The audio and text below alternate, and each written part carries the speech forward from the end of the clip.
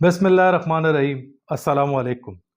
एक दिन बादशाह ने अपने वजीर से पूछा, तुम्हारी जिंदगी की सबसे बड़ी ख्वाहिश क्या है? पहले तो वजीर घबराया कि क्या कहूँ, फिर भी आजिज़ी के साथ कहा, अगर जान की अमान पाऊँ तो अर्ज़ करूँ। बादशाह बोला, कहो।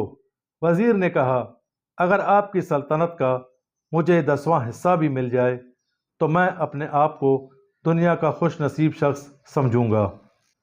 बादशाह ने कहा, चलो मैं तुम्हें आधी सल्तनत देता हूँ।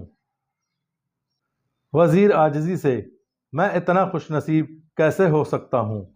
बादशाह ने दूसरे वजीर को बुलाकर हुक्म दिया कि 2 अहकामात लिखे जाएं। पहला हुक्म, आधी सल्तनत इस वजीर के हवाले कर दो। दूसरा हुक्म, वजीर के सर कलम करने का। अगर वजीर ने 30 दिनों में मेरे 3 सवालों के जवाब ना दिए तो इसका सर कलम कर देना। अगर जवाब दे दिए तो आधी सल्तनत इस वजीर को अता कर दी जाए। वजीर हैरत में पड़ गया। इतने में बादशाह ने कहा, मेरे 3 सवाल लिख लो। एक, इंसान की जिंदगी की सबसे बड़ी सच्चाई क्या है? 2, इंसान की जिंदगी का सबसे बड़ा धोखा क्या है? 3, इंसान की जिंदगी की सबसे बड़ी कमजोरी क्या है?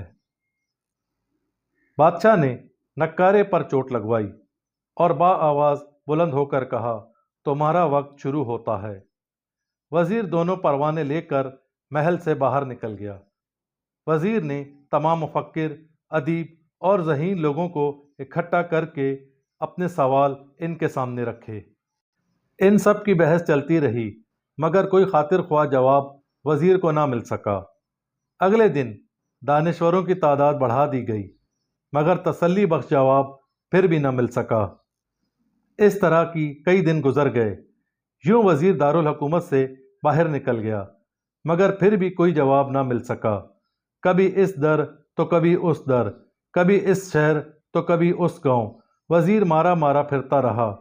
हालत ये हो गई कि शाही लिबास फट गया, जूते फट गए, गर्दन लटक गई मगर जवाब फिर भी ना मिल सका।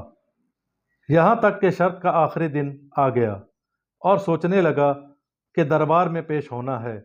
कल मुझे फांसी पर लटका दिया जाएगा और जिस्म शहर के मरकजी पुल पर लटका दिया जाएगा।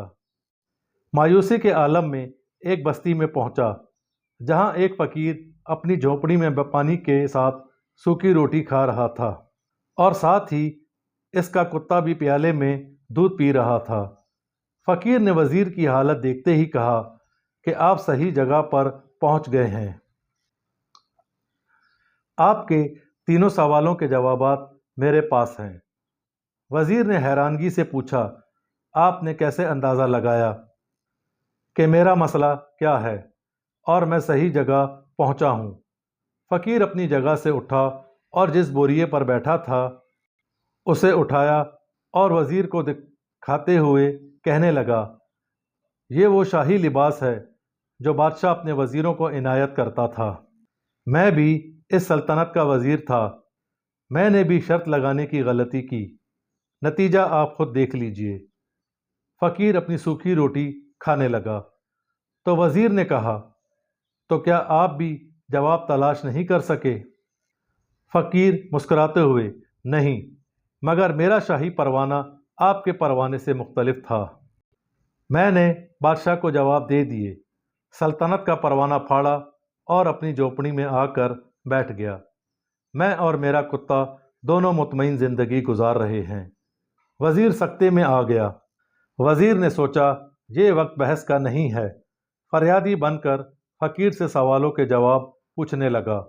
फकीर हाँ में गर्दन हिलाते हुए, ठीक है, मगर मैं पहले 2 जवाबों की कोई कीमत नहीं लूँगा, लेकिन तुम्हें तीसरे जवाब की कीमत अदा करनी पड़ेगी। वजीर के पास शर्त मानने के सिवा कोई रास्ता नहीं था। फौरन हाँ कर दी। फकीर पहले सवाल का जवाब देते हुए कि सबसे बड़ी सच्चाई मौत है। इंसान कोई भी हो, वो इस सच्चाई से बच नहीं सकता। दूसरा जवाब, इंसान की जिंदगी का सबसे बड़ा धोखा जिंदगी है। हम में से हर शख्स जिंदगी को दायमी समझकर इसके धोखे में आ जाता है। وزیر دونوں جواب سن کر خاموش اور مطمئن ہو گیا اور تیسرے جواب کے لیے فقیر سے شرط پوچھی۔ فقیر نے زور سے کہکہا لگا کر کتے کے سامنے سے دودھ کا پیالہ اٹھایا اور وزیر کے ہاتھوں میں دے دیا اور کہا، جواب اس وقت تک نہیں دوں گا جب تک آپ یہ دودھ نہیں پیتے۔ وزیر کے چہرے کا رنگ ہی تبدیل ہو گیا، ماتھے پر پسینہ آنے لگا۔ دودھ پی بھی نہیں سکتا تھا اور منع بھی نہیں کر سکتا تھا۔ فقیر نے کہا، کوئی بات نہیں، مگر تمہارے پاس دو راستے ہیں، ایک انکار کر دو اور شاہی جلاد کے سامنے پیش ہو جاؤ، یا پھر دودھ پی جاؤ، اس طرح جان بھی بچ جائے گی اور آدھی سلطنت بھی مل جائے گی۔ وزیر سوچ میں پڑ گیا، کیا کروں؟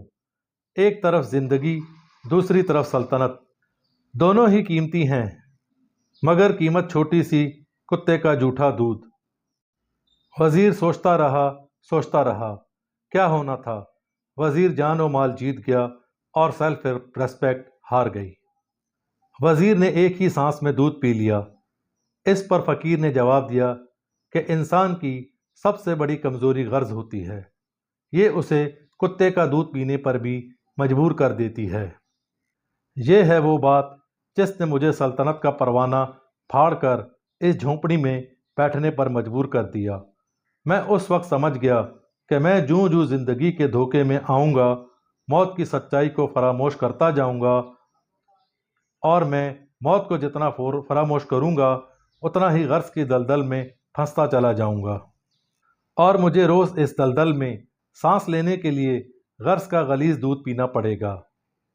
اگر تم زندگی کے ان تینوں حقیقتوں کو جان گئے تو زندگی سکون سے گزرے گی۔ اور وزیر شرمندگی سے سر نیچے کر کے جھونپڑی سے نکل کر محل کی طرف چل پڑا۔ وزیر جوں محل کے قریب پہنچ رہا تھا، اس کی احساس زندگی میں بھی اضافہ ہو رہا تھا، اور ذلت کا احساس اس قدر بڑھ گیا کہ محل کے دروازے پر ہی گھوڑے سے گرا، ہچکی لی اور اس کی روح پرواز کر گئی۔ مال دنیا میں جہاں تک ہو سکے اللہ کی راہ میں خرچ کرنا چاہیے، اسے جمع کر کے رکھ دینا دیندار لوگوں کا کام نہیں، بلکہ یہ دنیاوی سوداگروں کا کام ہے۔ چینل کو سبسکرائب کریں، ویڈیو کو لائک کریں اور کمنٹس باکس میں اپنی رائے کا اظہار ضرور کریں۔